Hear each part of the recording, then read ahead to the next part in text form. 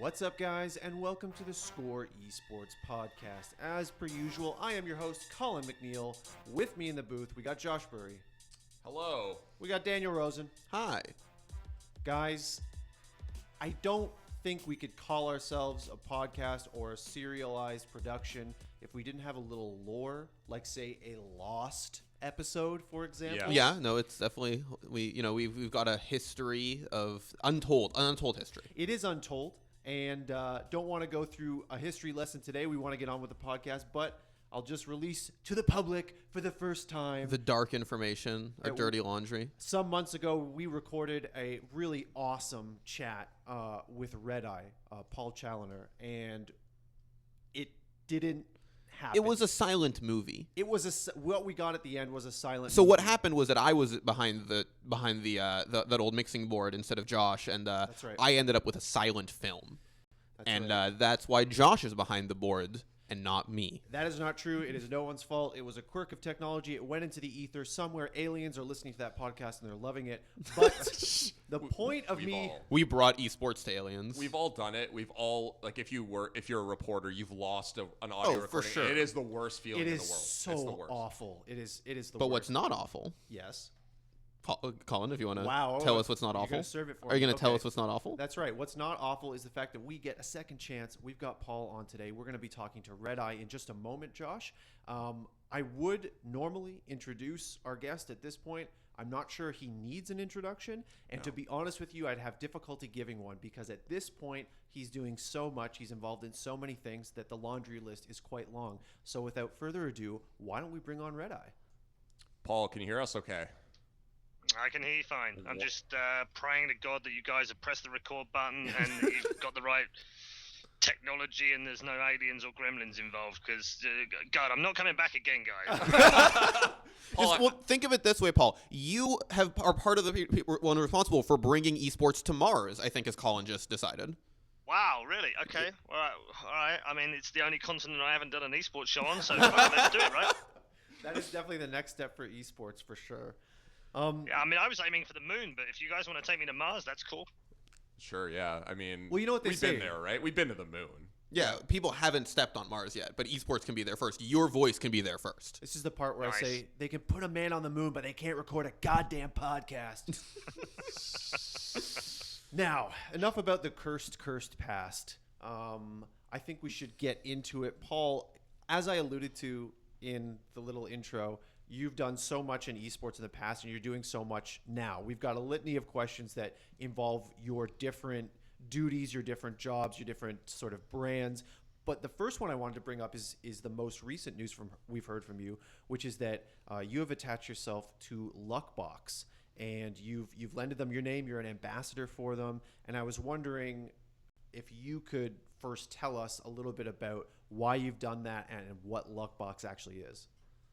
Sure. Yeah, it's actually, I guess it's a bit of a departure from where I've been before because I always had a very dim view of a lot of the people that came into esports betting, and a lot of them were, in my opinion, preying on the young. And you know, there's a reason that gambling is illegal in many countries, and there is a reason why it has a very high age rating in other countries like the UK. So I was very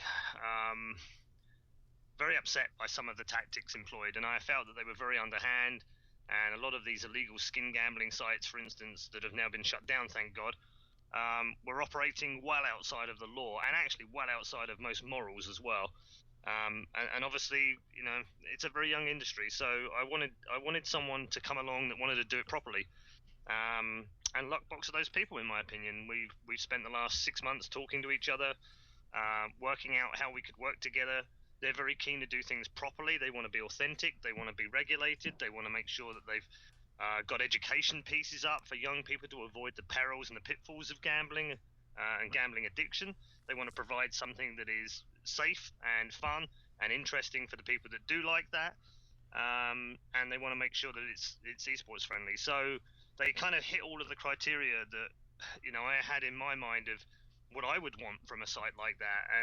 And so it was a very easy work in the end. It wasn't difficult to do a deal with them, and I think it's good that they're listening to me literally from the moment we started talking. From the moment I said, look, if we're going to do this and you're going to do this properly, then I want to do education pieces, but I also want to do esports authentic stuff. I want to put new content out there, and they're very happy to support me in doing that. So, for instance, while we were out in Katowice last week doing ESL 1, they sent a film crew out and they were filming everything, and they're going to put together a day in the life of a host, which it doesn't sound that interesting to me because I kind of live it every day. But they convinced me that actually, a lot of fans out there would love to see the behind-the-scenes stuff. They'd love to know what goes into a day in being an esports host. Is it as glamorous as it makes out, or is there hard stuff to do? What difficulties do you face? How cool is it standing in a stadium with 10,000 people standing behind you?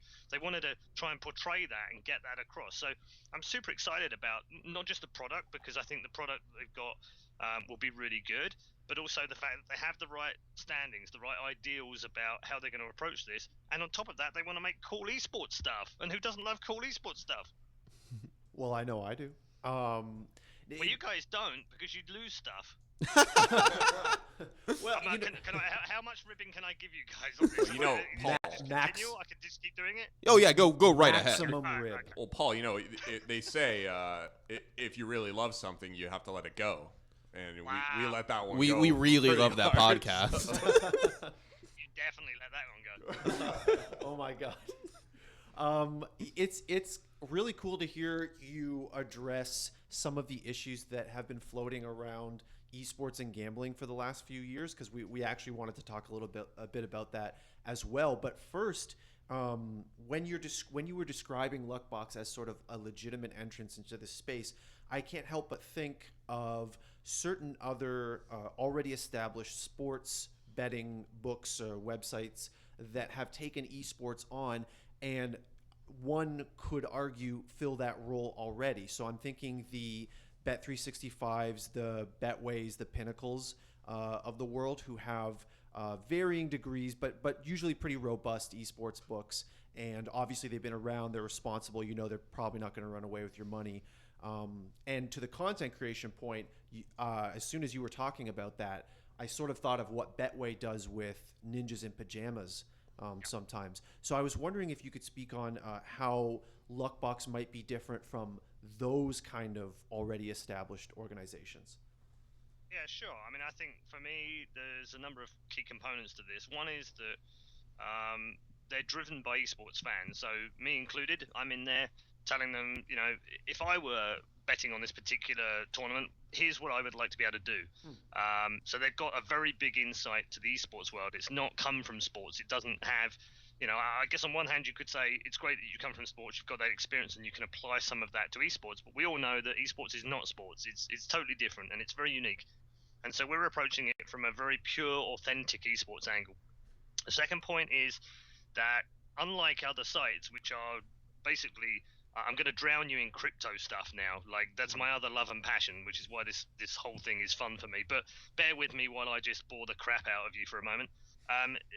Unlike other sites, these guys are going to give you the opportunity to have tokens within the system and utilize crypto payments. So in other words, if you hold some Bitcoin and you don't hold a huge amount and you're not doing it for investment purposes, but if you've got a little bit, you can pay by Bitcoin, you can pay by Ethereum, you can pay by using a luck token that we'll have within the site, and you can pay by using skins from a game potentially as well. So really appealing to the kind of people that want to use these kind of sites, and you can use whatever currency you want. And if you want to use fiat currency, as we call it, then you can do that too. So it's going to have a lot more options in terms of how you can spend money, but also how you can earn money back as well. So it's more like a social betting, if you like. It's hard to explain it without revealing too much, and I don't want to say too much because there's a lot still to come out. But everything is in the white paper on the website. They're not hiding anything; it's all there. But there's some very exciting plans about making it very esports specific. Something I wanted to jump on there that I'm interested in, and you brought this up, and this is something we talked a lot about when we were coming up with questions, and something I think we've talked a lot about in the office is sort of esports gambling is a really tricky subject, particularly because of, like you mentioned, how young the general esports audience is. I know you mentioned sort of having education initiatives and them being really important to you, but I'm wondering kind of where do you stand on like encouraging this kind of activity when the audience is so young? I don't think there's necessarily, at least personally, I don't necessarily think there's anything wrong with gambling as it is, but certainly when it comes to minors, stuff gets a little, more finicky, as it were. Yeah, for sure. No, I mean, I'm not a big gambler myself, although I guess as a crypto investor you could probably say I am. But I'm not, I don't bet on the horses very much. It's like a once a year tradition in the UK where I will pick a horse because I like the colours of it.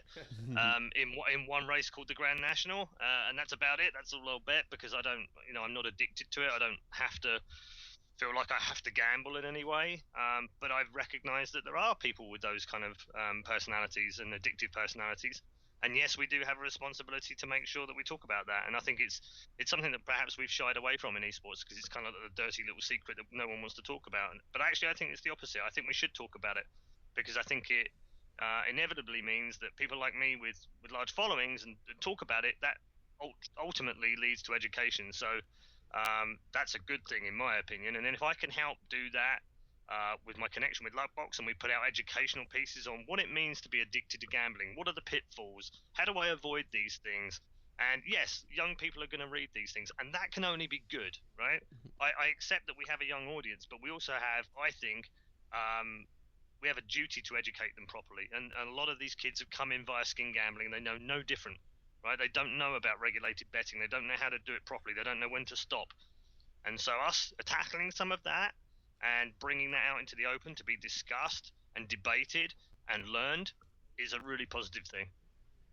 Paul, you said something that's really interesting to me. I'm not a big gambler at all. I've never really done it very much. And from an I don't have the sports background. So Colin and I were kind of talking about this before the podcast. He was able to find these sports betting sites that offered it, whereas for me, I would never get into sports gambling, so I would never see that they had esports or even think to go there in the first place. Do you feel like that's potentially one of the avenues here for Luckbox, is that you have also these like native digital sort of consumers that haven't been betting on sports, they weren't watching NBA games, betting on the scoreline or whatever, and now they have this sort of like native gambling solution inside the esports space? I'm not really sure what the question was. I feel like what Josh is getting at. No worries. Is that with so many, as we just discussed, younger people, when they come of age to gamble, they may not have grown up as sports fans at all, and thus they may not have been exposed to the traditional sports books that also offer esports betting. So I think what Josh is wondering is if Luckbox, if maybe a strategy for them is saying, we're going to, and I think you may have alluded this to already, Paul, we're going to go esports first, not, hey, we're a sports book. We also have esports. Yeah, I mean, that's certainly true in the sense that they're not coming at it from a traditional sports background. There's a lot of people involved that used to work for PokerStars, and they have that kind of casino mentality, perhaps, in terms of how card games are played and what have you, and they're using a lot of that experience to work on this particular project. But there's also a lot of people like Boris who have spent time at Gossip Gamers in the past, so they come from a very pure esports background. So I think, yes, in some ways there is an opportunity to build something that is different, but also it is done in such a way where they get new customers that perhaps aren't looking at the sports world or haven't grown up with that way. But I don't think it's a conscious decision. I think that's just something that will happen or won't happen as a result of the fact that these guys are specifically giving out education and information on esports betting. Fair enough. And I know Dan's chomping at the bit right here. I just wanted to jump in and also say that I really like the idea of the education, and I'm not sure what form it will take. Hopefully it will be front and center, on the site. Yeah. Because as Josh alluded to, I've done my fair share of sports betting in the past, quite a lot actually. And in the beginning, I learned lessons in an expensive way. Let me put it that way. Yes, sure. Right? Yeah. And I do wish that before I had done certain things, there was a well-written, concise article that said, hey, don't ever do this because X, Y, and Z. It's not smart. It's not a smart thing to do. Yeah. Super interesting too that that you mentioned it as a dirty little secret, Paul, because I've been in a few groups for different game communities where like players are hanging out or whatever, and there often is a discussion of betting in those groups. But as somebody who knew nothing about it, I wasn't about to take their take their advice on who I don't trust anybody. Smart impulse, by the way. Yeah, I don't know. I'm skeptical, but yeah, I think it is a dirty little secret for sure. Yeah, and it is, and it's one that we should speak about. You know, look, I'm when it comes to esports and putting it in front of big brands and new brands and non-endemic brands and people that have never been exposed to it. Yes, I'm very vocal about how cool it is and how great it is and how it traverses barriers, and we don't care about race or color or sexuality or gender or creed or religion or any of those things. We're just playing a video game together, and we might call each other noobs occasionally, and we might insult each other a little bit, but we're not doing it because of who we are. We're just doing it inside the game because we're having fun inside that game, and sometimes we're competitive monsters.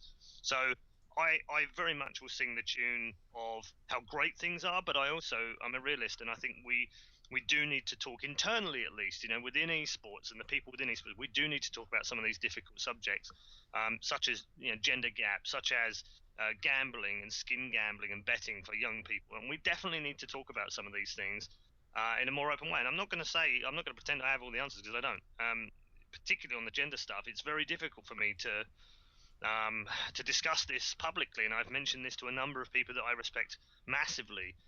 For the work that they've done in that area, and I've been honest with them, and I've said I find it very difficult to talk about this publicly because it's such a divisive issue, and I would much rather try and work on bringing people together within esports. So, it's very difficult. But I think on the betting stuff, it's a little more clear cut. I think there's a very clear set of people who are who don't have any morals about this. They're just in it for short-term gains and very large short-term gains. And they're doing it illegally. It's as simple as that. And I agreed many, many years ago I would not get involved with anyone that wanted to do anything like that.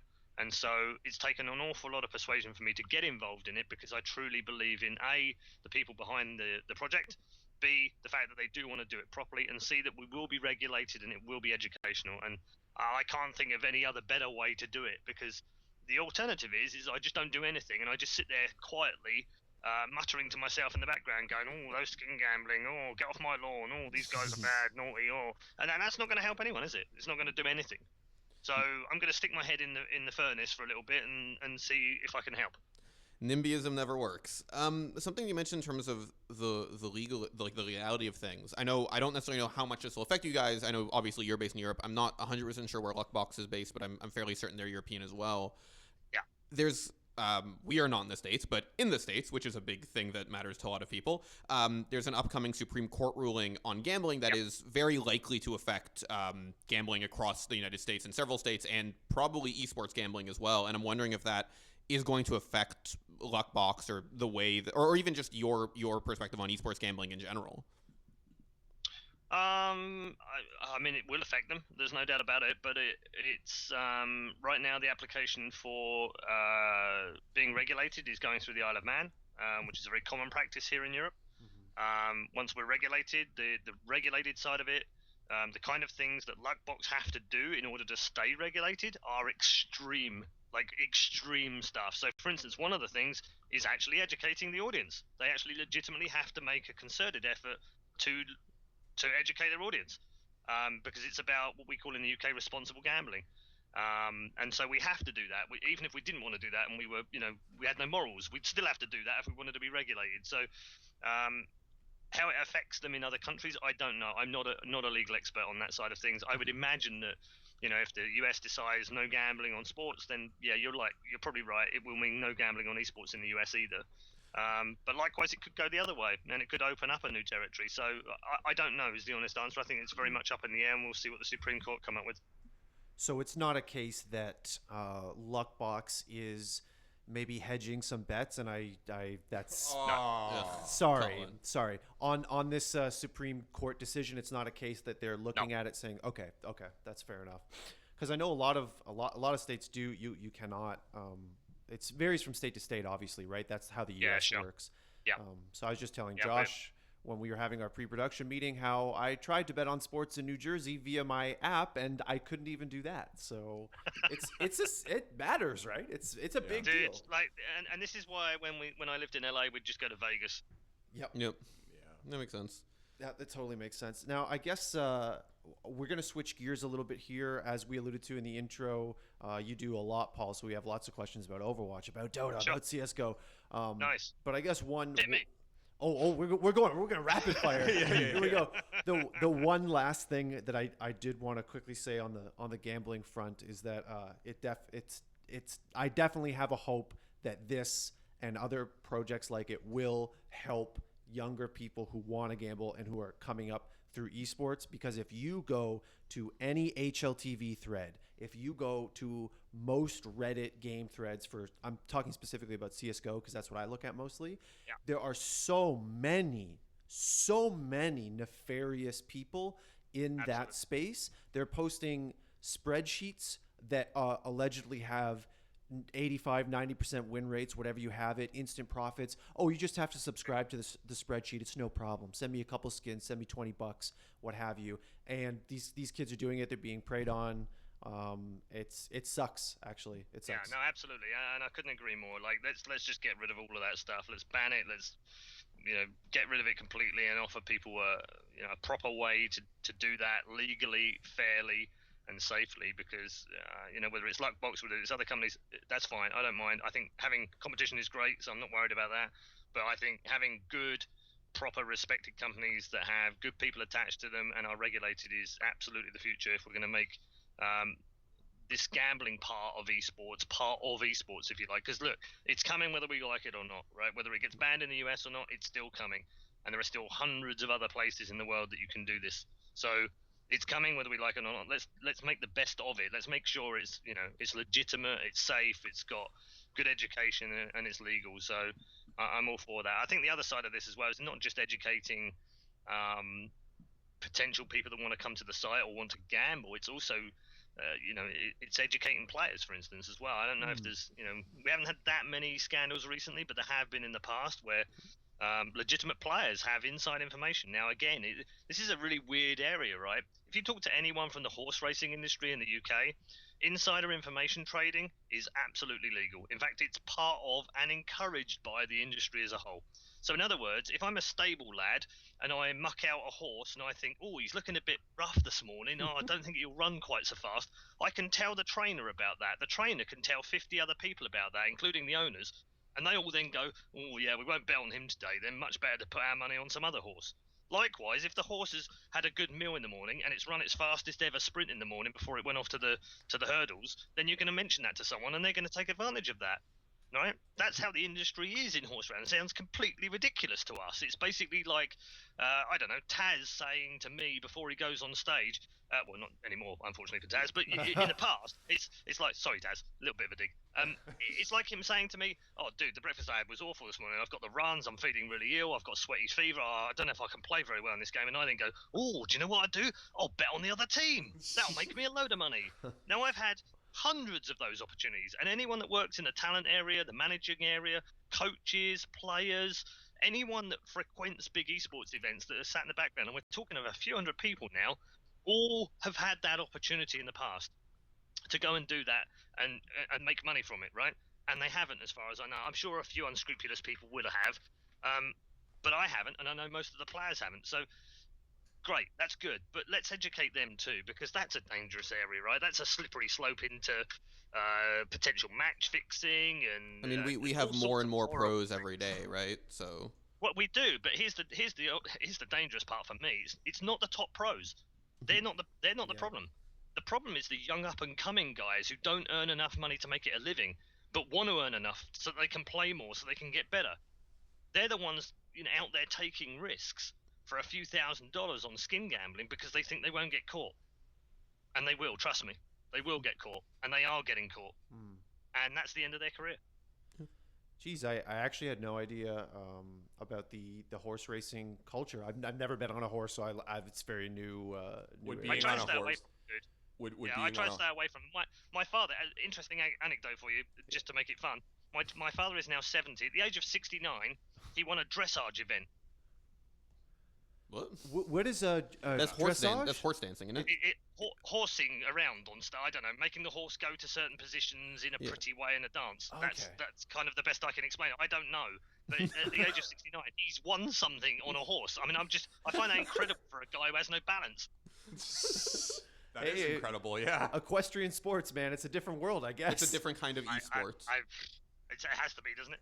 It's an H sport. Yeah. H-sports? I was thinking just E for equestrian. No, I got Oh, it, but I actually didn't get it. I want to guys, do it properly, please. It's little E dash big Q. Good Lord. Also, I think we just, I think Paul, I'm mistakenly, perhaps this is a huge leak. Maybe we should go write the story right now, but just let us know what VP's recent results are down to. I think maybe they all have the runs. Oh, no. Oh, poor, just go there? Poor Pasha. Yeah, oh yeah. Oh, I went there.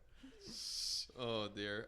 Moving on to other games though. I want to talk because last time you and I spoke, it was about your role with the London Spitfire through Code Red, and I want to talk a little bit. It's been a few months. London Spitfire won the first stage. Your role was doing a lot of engagement on the ground type of stuff, and I want to know kind of what has that looked like so far? I think initially, most of my personal, obviously it's Code Red that are dealing with the operational side of London Spitfire and British Hurricane, by the way, as well. Mm-hmm. Yep. And so, we have a lot of different roles that we're doing. There's a lot of things going on in the background, a lot of meeting potential sponsors and venues to try and help us bring London Spitfire to actually be physically involved in London. There's lots of that stuff going on. But I think my main role has been very front-facing. It's been very much PR. And in the early days, that was mostly combating the fact that we had 12 Koreans on the roster, which was owned by an American team, but we were based in London. Yeah. And I think that confused a lot of people to start with. And so a lot of my work has been negating some of that, but also reassuring fans that actually, we do genuinely want to be in London, based in London, provide a world-class facility for the players and the contenders team to practice, to do public stuff, to do events, to have a kind of place where you can bring your parents along for a day. I call it bring parents along for the day. It's a bit like, you used to do it at school. Mm-hmm. You bring a parent in for the day. I want to do it I wanted the kids to be able to bring their parents to an esports venue and go, this is what I love. This is what I like doing in the evenings. Please stop giving me a hard time. look how cool it is. Look at these cool people. Look what they're doing. They're all socializing. They're all social animals. They're all competitive. They're learning teamwork. They're using their brains. Please stop giving me a hard time about sitting in my room playing video games. And I want that to be a place that they can do that in the UK. And it's not, it's not something that we've done before. Mm-hmm. But I want it to be so many other things, and so does Cloud9. So it's a big project, and it will take time. So, I think most of my time has been in the background, doing bits and pieces with Ben. Ben's been very active from Code Red on the account, and Luke as well. And I think some social media stuff now as well. We're looking after with Ollie. So, we've been very busy with Spitfire, but ultimately we've been tuning in at stupid o'clock in the morning to cheer them on. And Stage 1 finals was a pain in the ass because, obviously we didn't finish high enough to go straight through, so we had to play the qualifier, and then we won that, and then we had to play another game, and then we won that, and then we had to play the final, and then we ended up winning that. So I think I went to bed about 6 a.m. in the morning or something stupid, but it was well worth it. It was very euphoric. I have not been involved with a team for a long time, so to have a team to cheer in a specific game, and we do really well in the first stage, that was awesome. Couldn't have asked for more. Mm-hmm. It was definitely It was definitely a fun one to watch. It did kind of end kind of late for us too, if I'm not mistaken. It was something like 1 a.m., but not 6 a.m. I'm not gonna lie, I was not awake.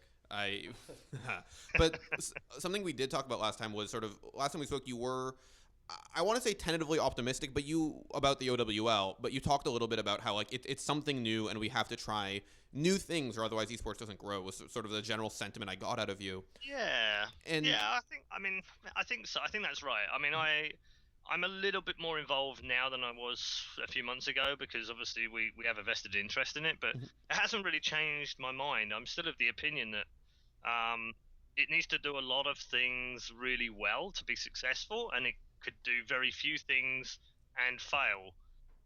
And so there is a narrow window there, I think. But I think all of the things that they've done in the first couple of months have been very positive, from listening to the community to changing times to moving schedules around to listening to the players to listening to the team owners. And I think Blizzard have done a very good job in that respect. Have they been perfect? No, absolutely not. And there's still definitely room to improve, and there's things that we would like to see them do better. and I know there's things that the fans would like to see them do better, and I would like them to communicate faster and give me the things that I'm waiting on. But that's just what it is for now. But I think overall, I would say I'm more optimistic 2 months into the league than I was in January. Interesting. If you don't mind me asking, I guess you don't have to give me a whole list, but what would you say are one or two things that you'd really like to see Blizzard and the OWL improve on going forward? I think communication is still one of the key things. Not just communication with the general public on what they're doing, but why they're doing things. And I think communication within the teams and the ownerships as well, I think could still be better. It's much better than it was, but it could still be better. But I think they're in a tricky position sometimes. We're waiting for an answer on one thing. I think most of the teams are asking the same question that we're asking. I can't tell you what it is, but it's probably a shared thing, and we've not had an answer. And then we kind of wait a bit, and we're like, well, when are we going to get that answer? Because that impacts on delivery for several other things that we're trying to do with the franchise that I'd imagine all the other franchises are having the same issue with. So it's definitely we want something back, but there's something holding it up, and because we don't know, and because we're not really told what that is, we're less sympathetic, I guess, towards it. So I would like to see the communication improved. I think the format was okay for stage one. I wasn't the biggest fan, but again, I think this comes back to what we talked about last time, which is, let's see what we can learn from this. Let's try something new. I think there are phases in esports over the last 20 years that we have gotten to a point where we're comfortable. We've gotten to a point where we think, yeah, we've cracked it. We've figured out how to run esports in stadiums. Yeah, we've done that now. Tick. Move on to the next thing. And actually, we haven't. We've kind of done it, and that's good, but we haven't done it perfectly. We haven't done it brilliantly. There's still things that we can learn, and then what happens is there's a consolidation point, and I think we've had that over the last 3 or 4 years where Riot will do their World Championships, and people will look at bits of that and think they can learn something from it. ESL will do a massive event in a stadium, and they'll do it slightly better because they've learned from other stuff and they've pulled that in. And then DreamHack will do something in a stadium that's new, slightly new, but it's just iterations right now. And I think we're in a bit of a samey kind of environment. So I think it's healthy to have something that is a little bit different, that does buck the trends, that maybe we can discover something that works from it that we didn't realize before. And a franchise league is exactly that. It's what Riot are trying right now. It's what Blizzard are trying right now. And if you measure the success already by the investment levels, then Jesus Christ, these are the most successful leagues in esports history. We've never been able to put in that kind of money. I think the biggest we ever pulled in before was $50 million for a league, and that was back in 2007, and it went by the name of the Championship Gaming Series, and we all know where that went. Yeah, that's right. Now, speaking of trying new things and going new directions, you've been a broadcast professional in the esports landscape for quite some time. I'm curious on your take with ESL moving to Facebook broadcast exclusivity with English and Portuguese, and I don't know if there's another language, but at least those two, because there's been a discussion around this. We talked to Matt Trivet sort of when it was first launched or when it was first announced, I can't remember, and his sympathy was sort of, well, it's obviously a business decision, and that means it's a good thing. Since that conversation happened, there's been some community reactions. There's been a Reddit post or two from ESL acknowledging some errors, and I just wonder what your perspective on this is. I think I have a relatively unique perspective in the sense that I'm obviously managing director at CodeRed. We deal with managing rights for people, which is becoming more and more of a business proposition within esports, and has been over the last few years.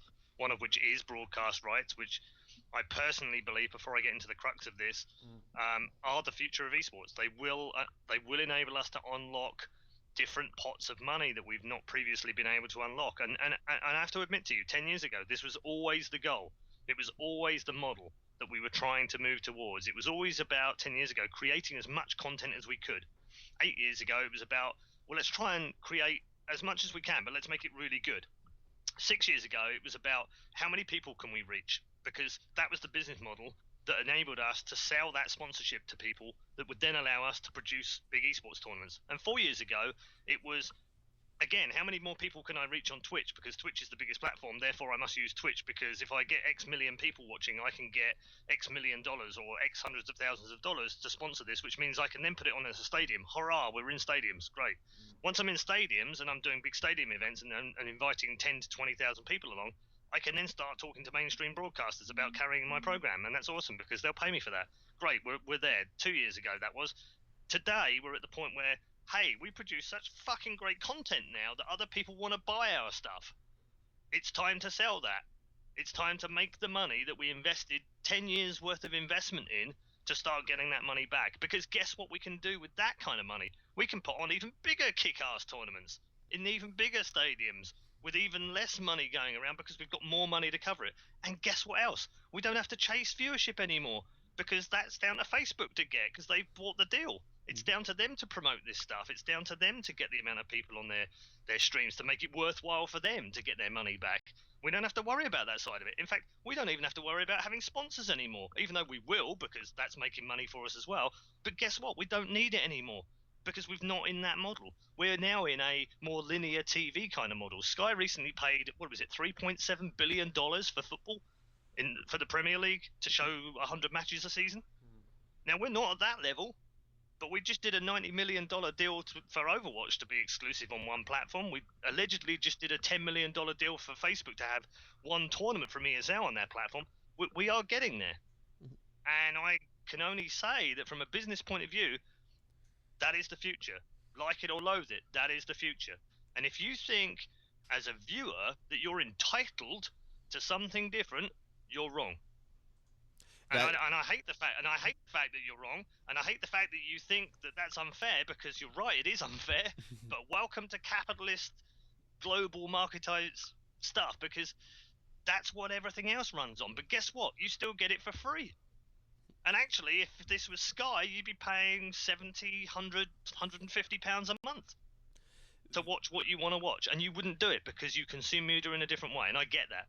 So, at some point we have to find middle ground, and I think the broadcasting rights help us do that. In terms of, sorry for rambling, but in terms of a personal perspective, I find it very difficult to have sympathy with a small vocal minority of people who don't understand how business works when you're threatening my children and you're threatening my life. Those are the things that disgusted me during this upheaval. I reported several people for death threats, one for even saying that he would rape my daughter, which I find horrifically offensive in every way, shape and form. And if you're going to do that because you're that pissed off that someone switched from Twitch to Facebook, then you need some medical attention.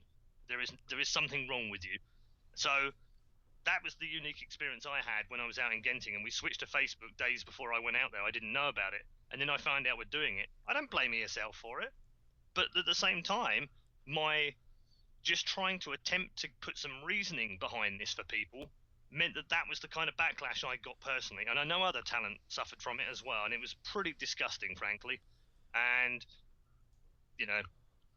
that's about all I've got to say on it. I was just very frustrated by that kind of response. But I also do have some genuine sympathy with the people that are having a poorer experience. But let's put it in perspective as well. Twitch, as fantastic a service as Twitch is, back in the day it was very laggy, and we cried for years to get servers into Europe. Years! So that we could have a decent service, right? Facebook went inside 2 days and put servers in place that Twitch took 2 years to deliver. Let's just have a little bit of perspective here, right? They might not get it right day one. They got it much better day two, and by the end of the tournament, it was pretty freaking good. And they've made a ton of changes in the last month since as well. So let's just give them a bit of a chance too. Let's not be too heavy on Facebook. Good God. Well, that Sorry, that was a rant. No, it was not. illuminating actually. So I appreciate you being candid with us, and it is horrible to hear some of those specifics.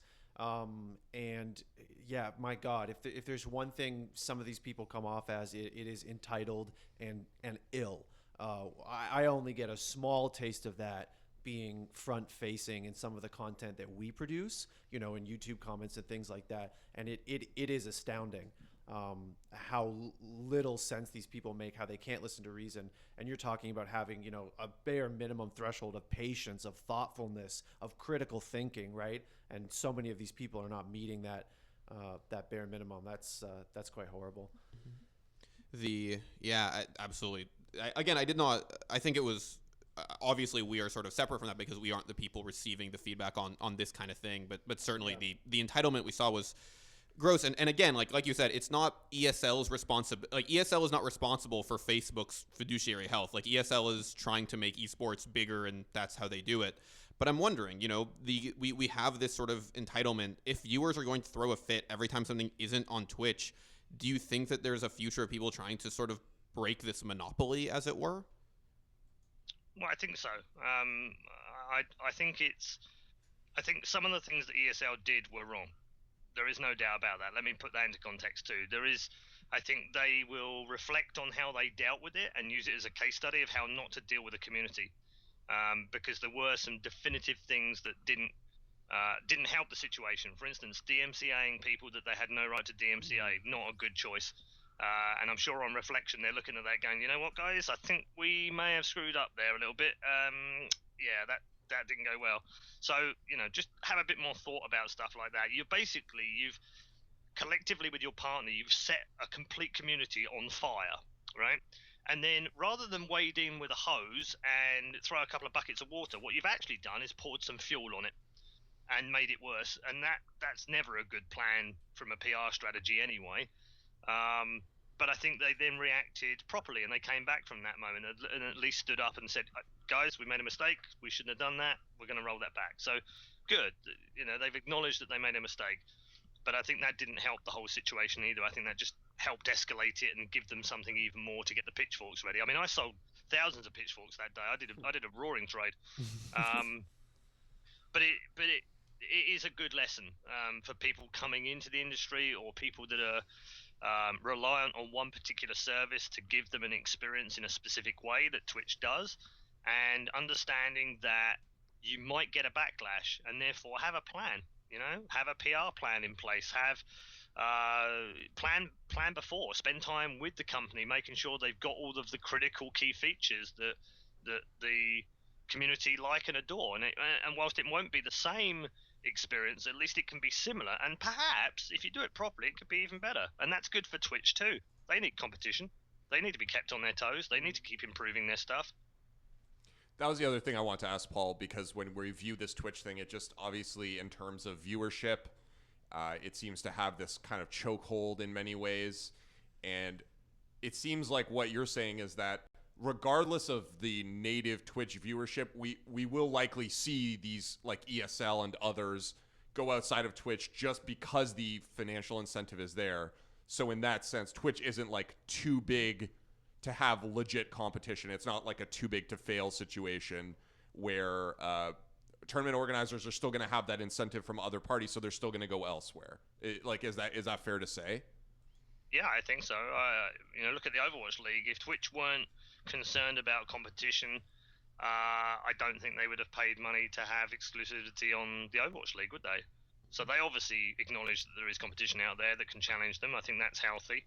And Facebook doing deals and YouTube Live doing deals and Twitter doing deals is also healthy for Twitch, because what it does is, actually, it's probably not that healthy for Twitch internally. They're probably like, for God's sake, now we have to pay money for something that we didn't pay money for. But it's healthy for the esports ecosystem, and it's healthy for the tournament organizers, because ultimately they are the people creating the content, and content is king, right? To use a very well used phrase.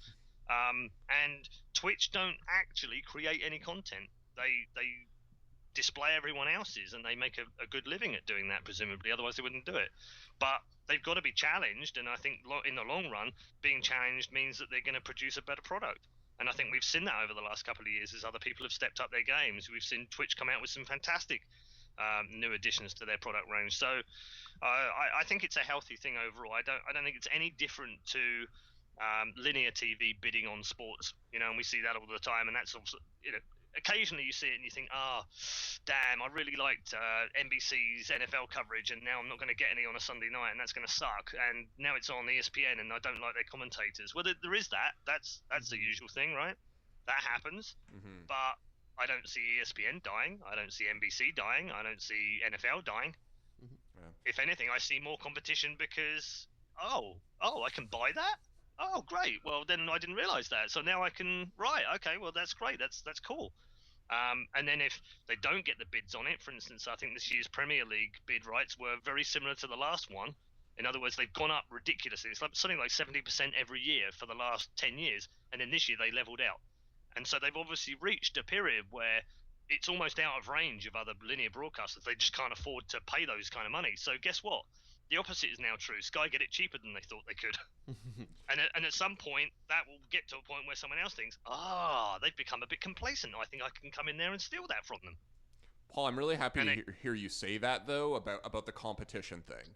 Because if you look back, like, there's these corpses of all these opponents to Twitch, like, that are just strewn about the landscape, right? Like, people who tried to be like, I'm going to do, like, Hitbox.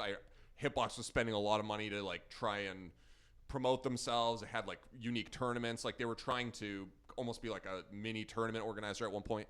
And it almost feels like maybe now Twitch has finally found contenders in their weight class or above their weight. I mean, obviously Facebook is huge, right? So maybe above their weight class, and they're just trying to stay. They're against the ropes maybe at some point and just trying to stay in the fight. So I think that's good for the consumer. Especially if we want to continue not paying for things, which seems to be what most people want. So and that's a good point. You know, I think a lot of that got forgotten in the whole Facebook debacle over ESL One Genting. Is that actually, I'm not saying you should be praising Facebook and ignoring any of their downfalls in terms of providing you a service as a customer, but we should at least be thankful that they're willing to pay for this broadcasting, which ultimately supports esports, which ultimately means we get to watch more of these tournaments, and it also means it keeps the competition on their toes, which means we hopefully as consumers get better products. Absolutely. It stands to reason. I want to go back really quickly. You said the NFL is in no danger of dying. Clearly, you have not been reading the news about the new XFL that Vince McMahon is pushing.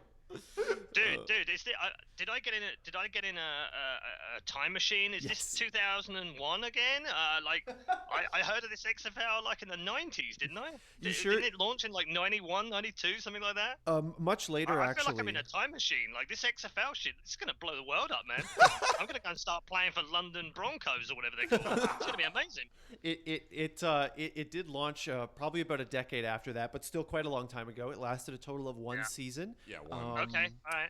Yeah. I remember they tried to introduce new rules halfway through the season, right? They did indeed. To make it more exciting. Yeah. They actually did a lot through the season. I think in a couple instances it was almost like between games even. It was quite an interesting experiment, although I will say that as long as we're talking about new controversial things, breaking ground, the modern NFL actually did take a few things from the XFL. A lot of the stuff the XFL did was pretty garbage, but some of it was pushing boundaries and connecting with an audience, and the NFL kind of said, "Oh, yeah, we'll take a little bit of that." But I digress. We'll see how the I mean, I could happily talk NFL all day long. As a Miami Dolphins fan, there's not a lot to talk about, admittedly, but I'm quite happy to talk about it. Well, that's fair enough. I can't say that I actually am a huge NFL fan, but if you watch professional hockey, I think we may need to extend this podcast. Wow. No. Yeah, no, I mean, so here's the thing you probably don't know. I played ice hockey as a child. Oh, yeah? Did not know that. Yeah, in the UK, which is a very weird place to play. Yeah, I can't imagine it's particularly popular there. No, it's not very popular. And I got into a lot of trouble as a kid. I think I was 11 or 12 because I went off to this match. So here's the thing, right? True story now. This is like proper on-the-line stuff. I went ice skating originally because the girl I liked at school, she went ice skating. Yeah. And I said to her, "Oh, can I come and do that?" And she said, "I guess so, yeah, I'll ask my mum." And her mum, in her infinite wisdom or whatever, decided, yes, this was a good idea. She would take this boy that liked her daughter along to ice skating every Sunday. So that's what I did every Sunday. I went ice skating with this girl.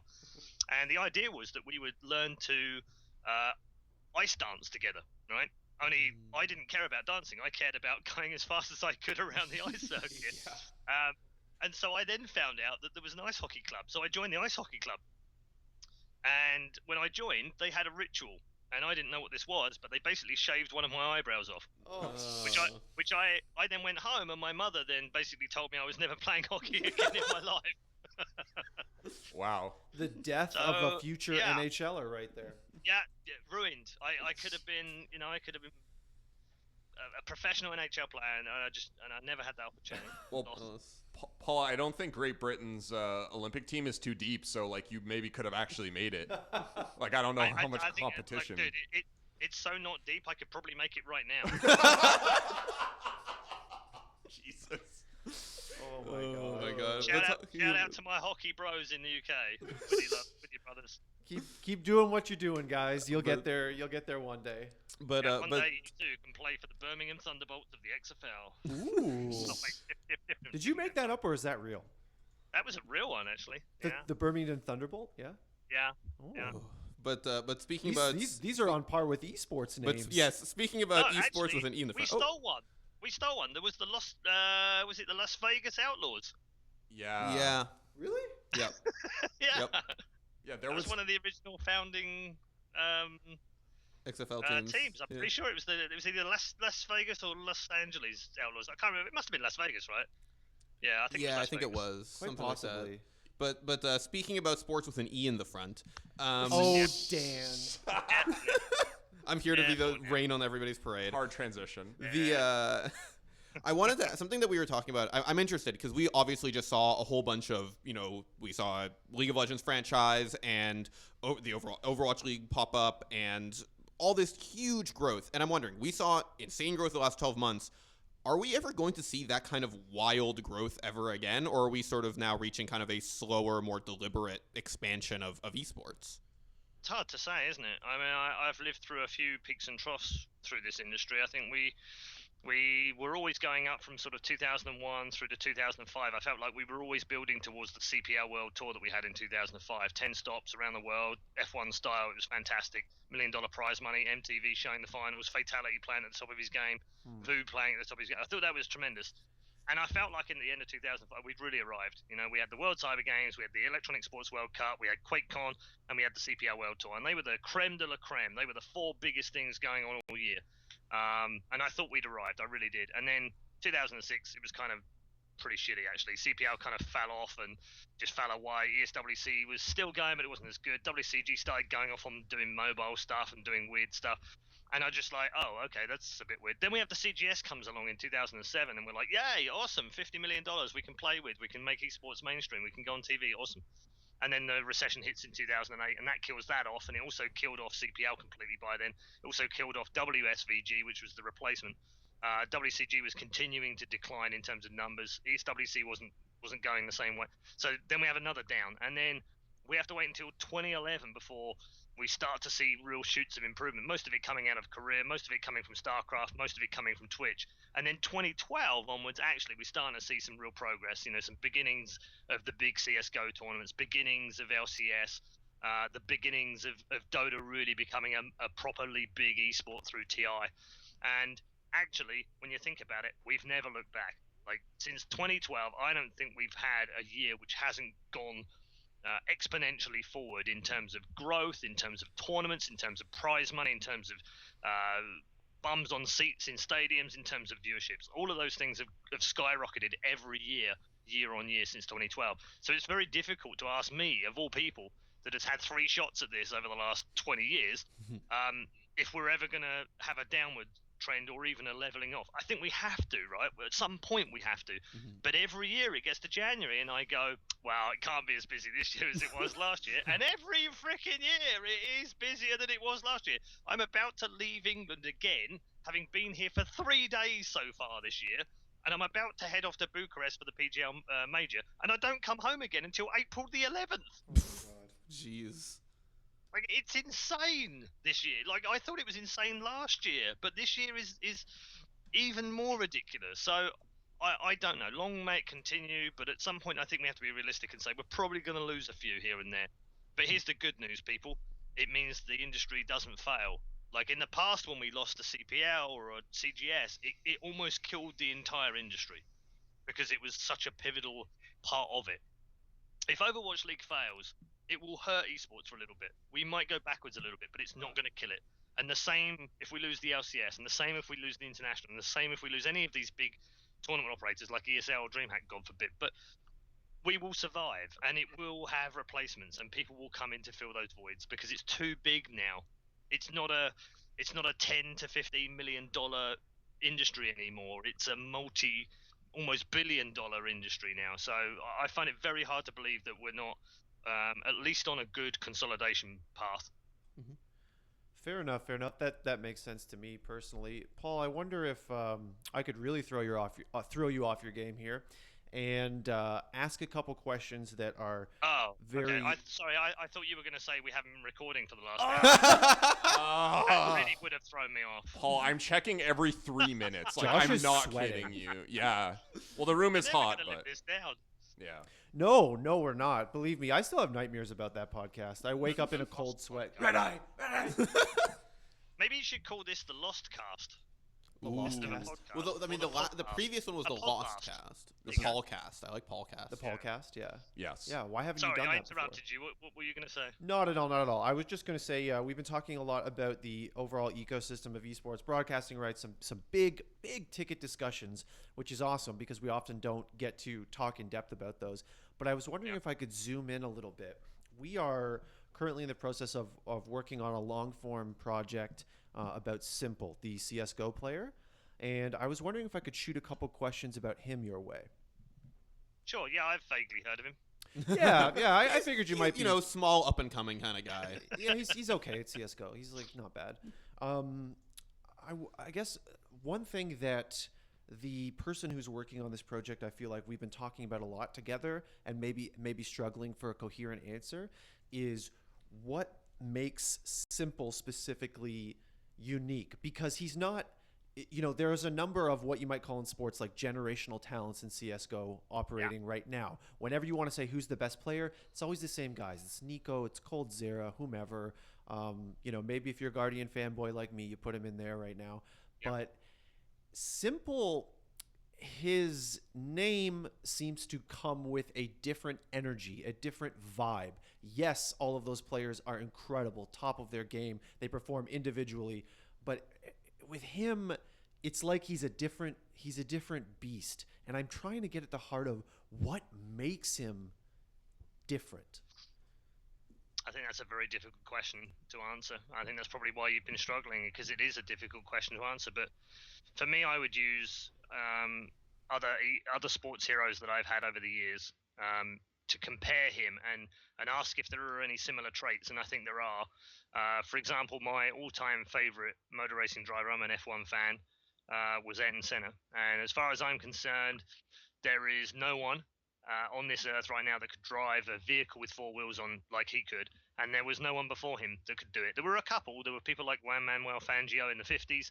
There was Jim Clark in the 60s. There was Jackie Stewart in the 70s. But Ayrton Senna was one of a kind, and I've often thought, why did I adore this guy? Why did I worship this guy as a budding go-karter in my teens? What made this guy specifically a hero to me?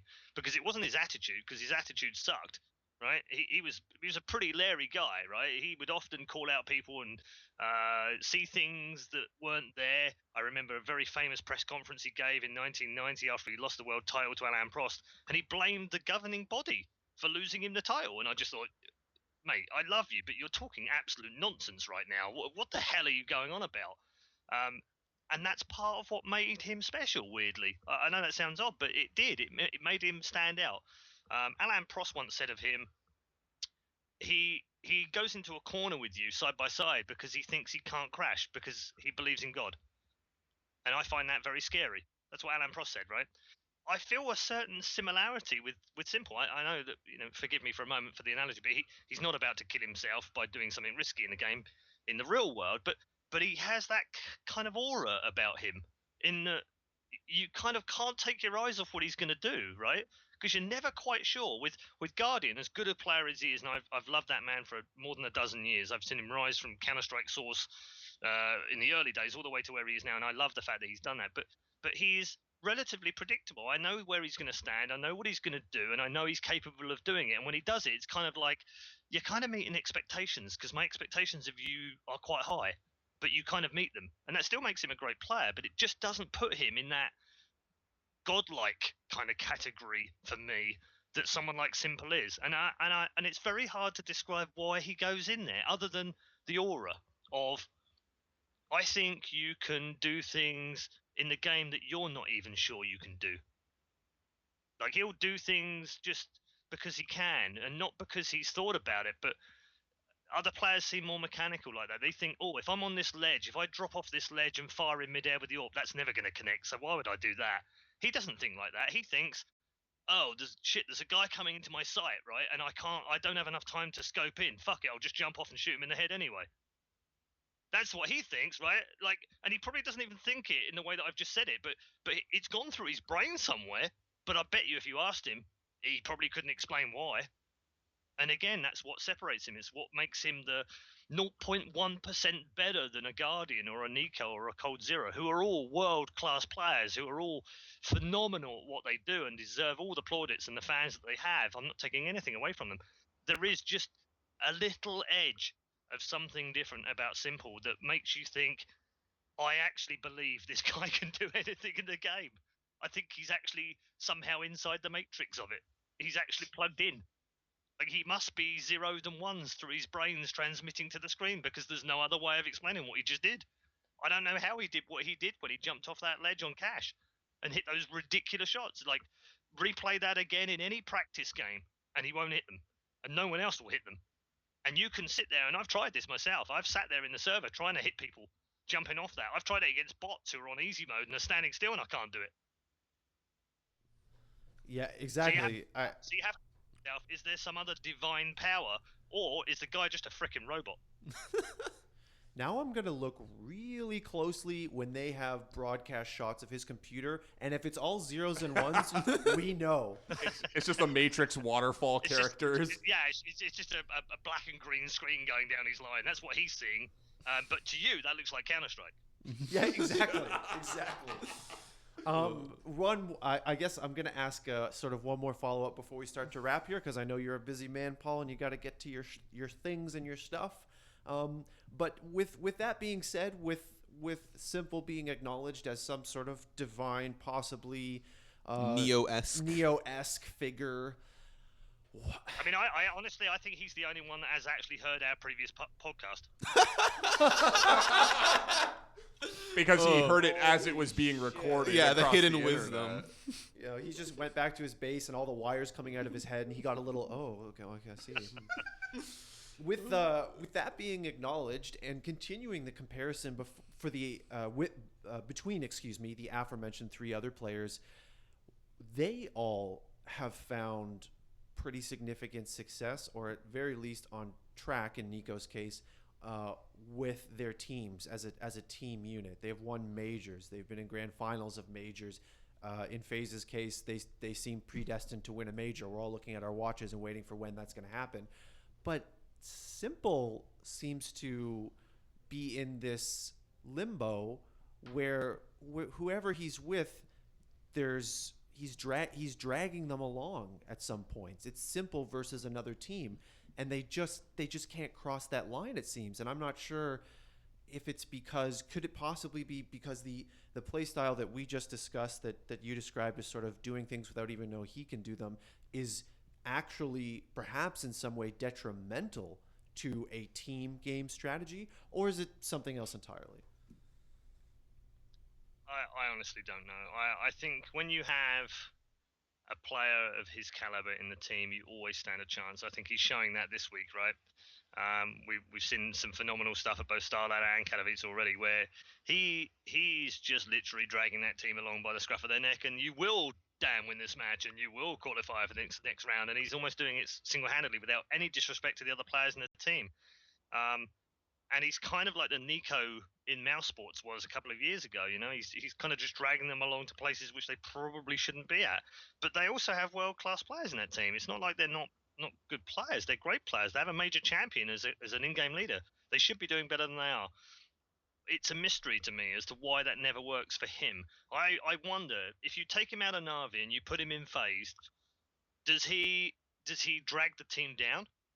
Do they suddenly become less competitive because he's in the team and he's this kind of enigma, this kind of force that just needs to have space to do what he needs to do inside the game? Is that detrimental to the team?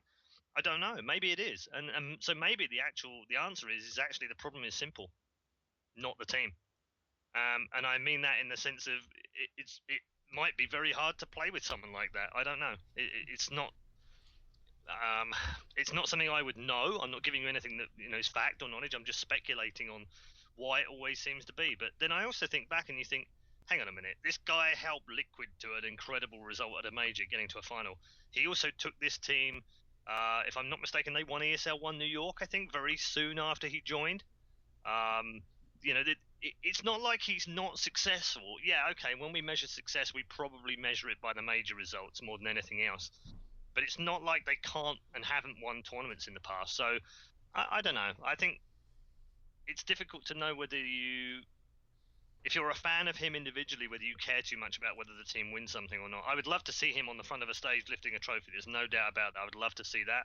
I think a lot of Na'Vi fans would obviously like to see that, and a lot of his fans would like to see that too. But is it a measure of his success and the legacy that he will leave on Counter-Strike? Absolutely not.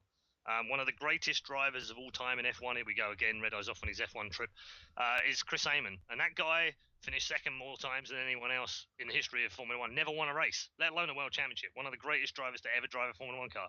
Gilles Villeneuve, one of my all-time heroes, one of my original heroes in F1, never won the world championship. Got beaten to second place by Jody Scheckter, who was a pretty average South African driver at the time. Just happened to luck into a really good seat with the right experience at Ferrari. But Gilles Villeneuve as a driver, ask any of the drivers that drove against him, was absurdly quick. Probably the quickest driver we've ever had in Formula 1, including Ayrton Senna. But the guy won 5 races and no world championships. How do you measure him? He never features in the top 10 of greatest F1 drivers. Why? Because he's measured by success. I don't think we always need to measure by success. I think we can measure by our eyes and by the joy and brilliance of someone being amazing at what they do. And that absolutely epitomizes s1mple. So I think we just enjoy him while he's here. That was quite a poetic answer, Paul. So I thank you for that, because I like that approach, and I have some sympathy to that approach as well. I know we got to let you go. I have one quick question. You can even answer it rapid fire for you. I've got 15. So 15. Okay, Well, cool. perfect. All right, don't rush. Yeah. Okay, cool. Paul, you have casted a lot of different games. You've been on so many different games that I always wonder, because I've seen you get some like more isolated gigs with smaller esports. I always wonder about what could come next. Not even necessarily as a tier 1 esport, but are there any up and coming esports that you yourself are keeping an eye out for right now that maybe haven't really broken into that tier 1 or even tier 2 status, but that you think shows some potential right now, just from your own observation? I think more recently, probably Fortnite is the one that sticks out to me, in the sense that the most successful esports over the last few years have all been driven by streaming originally. PUBG, H1Z1, Dota to a certain degree, Starcraft in the past, all driven from the community, all driven from high streaming numbers. And Fortnite right now has absurd streaming figures, like twice the amount of PUBG.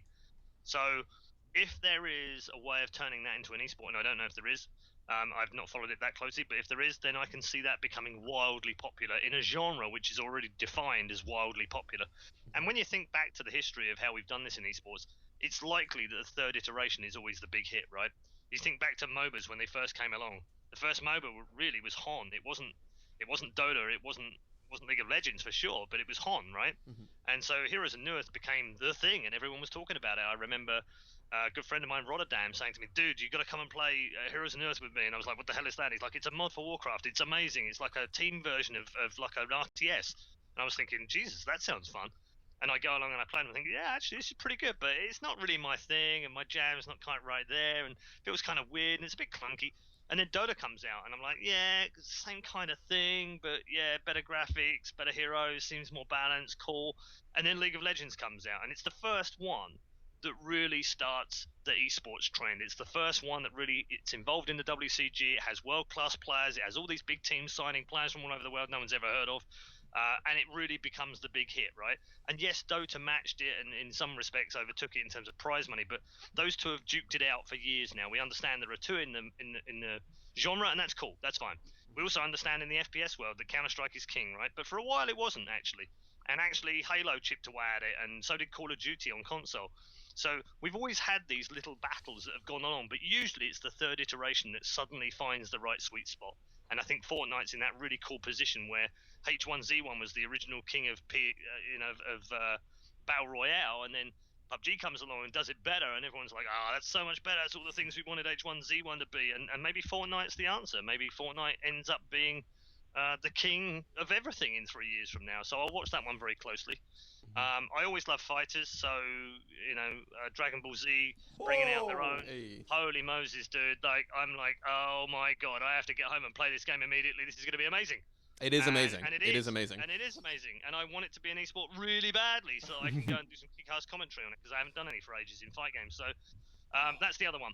But the problem with that, as we all know, if you know anything about the FGC, is it's kind of an eclectic mix of games and people. There's never any one game that dominates everything unless it's the top game at Evo, and publisher support is a bit of a worry. So I don't know. I'm a bit concerned about it. In terms of reaching tier 1, but it could definitely be a good game for esports. I think luckily Arc System and at least Toei, they're getting it at Evo. Apparently it was a little bit tricky to get there from what I understand from what they've said, but it is there, and that is hopeful. I would. Boy, you're tempting us. Please, can we get Redeye on Dragon on the Ball decks. Fighters Evo? Yes. Please. Yes. Paul, what's your I think I'll team? do that. Paul, what's your team in Dragon Ball? I don't really have a team. I'll play everything. Like until I've found something that I'm like, oh, that's shit. That's so OP. I'm just gonna play that all the time. Oh, the answer is Android 16. The answer is Android. Take this for somebody who dropped his bad now, characters. Yeah, right now it might be, but I'm reserving judgment. I haven't played enough yet to kind of feel like, oh, this is broken. This is totally broken, and I'm just going to play this for the next month until they fix it. I haven't found anything like that yet. But also, I'm not playing super a lot, and I'm not playing at a high level, so who knows? I'll go and check with like Ryan Hart or Perfect Legend or someone like that who's played the game, and they go, dude, just play this all the time. It's broken. It's ridiculously broken. And then I'll abuse it for a little while, I guess. I mean, I'm a bad man when it comes to fight games like that. I'll just, I remember the old arcade games where you used to, in my case, you put 10 pence in your case, you put 10 cents in, and you'd stay there all day because no one could beat you. Those were great. Those were great days. I would have an entire day in Brighton on the pier inside the arcade for 10p because no one could beat me at Street Fighter or International Karate or any of the fight games, basically. Great days. Holy shit! I was. I think I came up just a little too young for that. I actually live now. When I moved to like near the office, I live now across from the old arcade that I used to go to, where I would. It was actually I think 50 cents there for us, and I would play Marvel's Capcom 2 once, beat one guy, and then lose immediately. I think the first time I kind of had one of those. Oh, actually, maybe I'm not as good as I think I am at these games. Was Dead or Alive 4. Like I thought I was pretty good, and then I went to the States and we did the CGS stuff, and I sat down with a couple of the ladies because we had the female DOA, right? And Essa was in that league. She happened to be really fucking good at the game, and I sat down to play a few games with them, and I got absolutely battered. And I was like, wait, that's not right. Like I'm pretty good. I know how I Hayabusa. I know how to do this. Like what's going on? And they were like, dude, you're awful. And I'm like, what? No. So I got them to teach me, and it was the first time I remember learning frame rates for characters. And I was just like, oh shit! Like I never even knew this stuff existed. Like, what is this frame rate? What are you talking to me about? Like if you throw this punch and this block and it's 7 frames, but this block's six frames, therefore mine goes through your block. I'm like, wait, you're not watching frames now. Blissfully for me.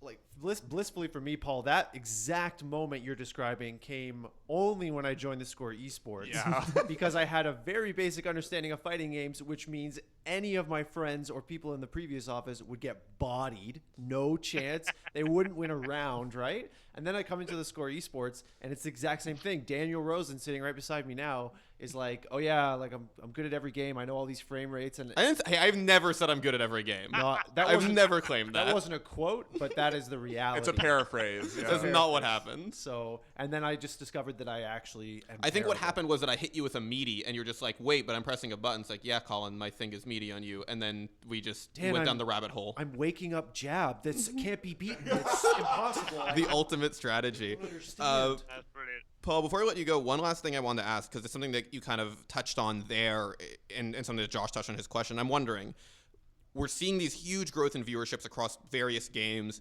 but to a certain extent, obviously there's multi-twitch and stuff like that. A viewer in one place is a viewer not in another place.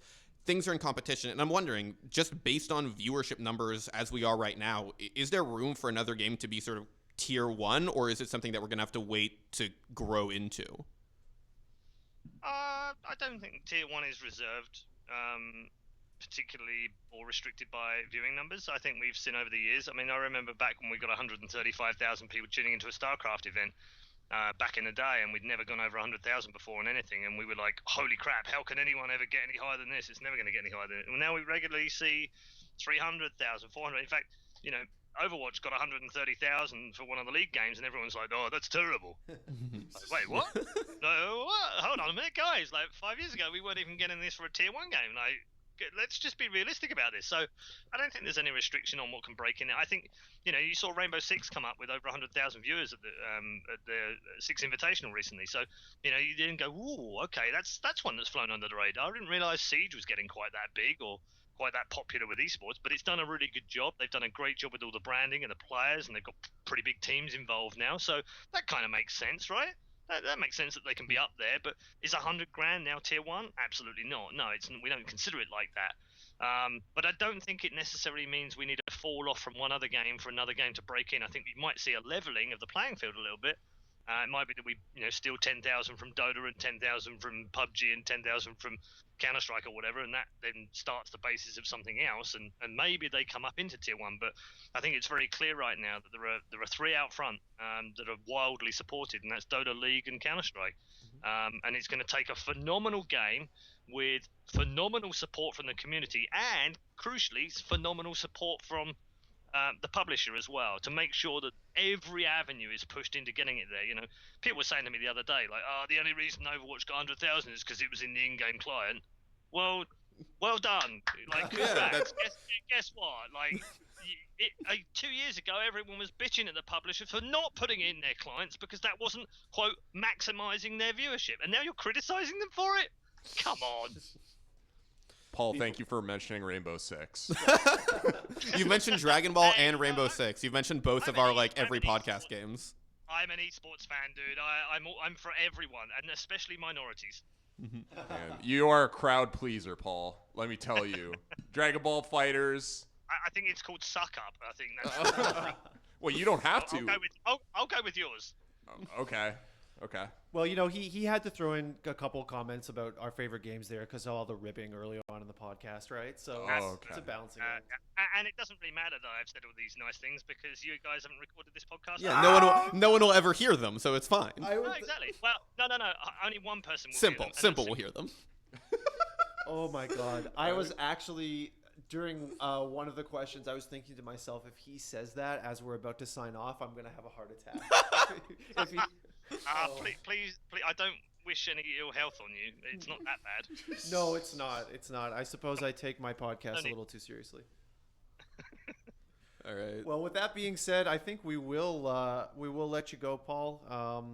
Since we've coming close to the amount of time we have with you, I want to thank you so much for taking the time again to speak to us. It really is a pleasure. We have great conversations, and I do like that we get to go off on a tangent sometimes. Yeah, no worries. Thank you for having me. It's always a pleasure talking to you guys. I have a lot of fun with you, and you put up with my random ramblings, and who knows, maybe everyone else in the world will hear them this time as well. We can only hope. I'm knocking on the wood. It. I'm done. No more burns. No more burns. It's too brutal. It's too savage, and you guys got wrecked enough. So I'm done. Perfect Thank ending. you very much, Paul. Thank you so much, Paul. Have a good day. And you guys. See you soon. See ya. care. Bye. We were absolutely he's on wrecked. point with his own branding there. Yeah, that was very like sliding that in at the end, very classy. Gotta have a brutal savage wrecked, Definitely. I mean, listen, I'm just here to talk about Dragon Ball. Yeah, that's your secret. Where Josh's secret deal is to just talk about Rainbow Six. And honestly, Paul brought them up before either of us did, which is usually how we do it. Yeah, that's right. That's right. Yeah, So- no, the Rainbow Six thing, like, I'm happy, but Dragon Ball Fighter's getting it. Like, it's like pretty much everything that I'm playing right now, except World of Warcraft, Well, which I can't hope for in my wildest dreams. So Josh, how much Dragon Ball are you playing? Because I saw you playing some Warhammer yesterday, and that Whoa. wasn't Dragon Ball. Whoa. I don't want to go into it too much, Okay. but what I will say is that Adult Gohan is pretty good. Adult Gohan is great. And I'm really into Adult Gohan and Beerus. Okay. That's all I have for you right now. Adult Gohan is a 5-frame standing low. Adult Gohan's a broken character. I have not played many anime fighters, but I played one. I think it was Blaze Blue. Yeah. At your place, and there. No, did you play? No, you played Guilty Gear at my place. Oh, it's Guilty Gear, played right? Guilty, yeah. And I there's don't that character Venom that has pool balls, and he can hit the pool balls around with his moves. He actually could. And I thought that was so cool. And then I saw Beerus could kind of do that. Yep. And I was like, I am playing this character. I don't even care about the character, the lore, anything. Like, I just want to play. And now you're watching anime. No, I'm not. No, you're not. I saw him. I saw him he do was it. watching Dragon Ball Super. I saw it. You saw it with your own 2 eyes. Josh looked me in the eyes while he did it. Office. You said this on Twitter, Josh. You tweeted this. Now Josh is going to delete the podcast. That's what's going to happen. Oh, boys, I didn't record it. Oh, no. Well, I guess no one's going to hear this taking us out of this hot room, I guess, Colin. But Once again, only Simple. only Simple. Hey, Simple. Shout out to Simple. You're a great player. We all love you. Yeah, if you're listening, Simple, wish you all the best, man. Electronic, my G, help him out a little bit. Maybe we should get Simple on the pod, you know? I'd love it. Nope. I would love it. Get him Because on then the he could pod to listen to discuss. himself, right? Like, He'd have to take out his implants. Can he? Maybe he actually knows what's going to happen before it happens in that case, like if he's live. yeah. Well, you'd think we'd be talking to Simple, but it's actually one of his many clones, like Agent Smith. You know, that makes sense. Kinda Yeah. thing. It's the Simple in the red dress. Yeah. With that being said, that is all the time we have for you guys today. Once again, huge thank you to Paul Redeye for speaking to us. Have a lot of fun with that guy. Yeah, that was great. It's It's awesome fantastic. to talk with a guy that I would call an elder statesman of esports. Well, again, I don't know as we about established on the elder. Lost You don't know episode, about he's Oh, as no, we no, no, established. just the word elder seems. I was going to say, as we established, nobody heard it. Oh, Simple heard it, but on the Lost episode, he did reveal that he was only 22 years old. This is true. I don't want to like elder and elder statesman are two completely different things, right? Elder statesman, compound word, has the connotation Colin, I'm of sweating. being around. What's that? I'm sweating, Colin. You're please. sweating? Oh, okay. You don't want me to go into the etymology of elder statesman? Did you pop a Molly? Is drug use like references? I okay? think he meant like a Molotov. Yeah, sure. That's what he meant. He's burning his own Molotov. I'm pulled a a Summit. Yeah, it's a 1G. pulled a Summit. We have a video about that. Yeah, we do. You should check it out. You should check it out. Check it out on the Score eSports YouTube channel. That's the Yeah, word. yeah, Boy, you it's really hot in here. You should do that. Colin, please, I'm begging you. Okay. Oh, You're my boss. This counts as something. Yeah, that's right. Yeah. Let's not do another hour of mindless banter. Shoutouts to Simple, for Josh Burry, for Daniel Rosen. This has been Colin McNeil for the Score Esports Podcast, and saying until next time, GG. Thank you very much for listening.